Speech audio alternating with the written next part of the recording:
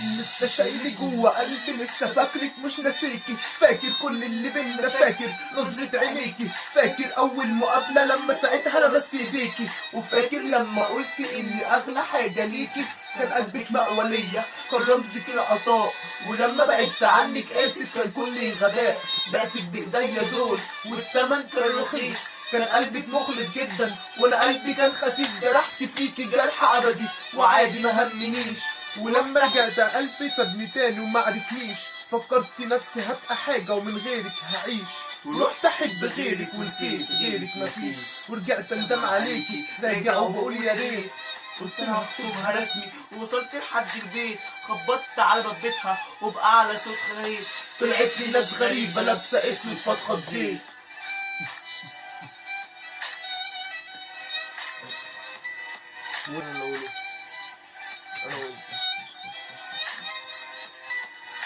قالوا لي عايز مين؟ قلت حبيبتي، قالوا لي راحت، لقيت تشوف دموعك بعدها تعبت وخافت، تعبها بسرعة جدا بعدها عنك وقاست، ولما بعدك طول عنها فبسرعة ماتت،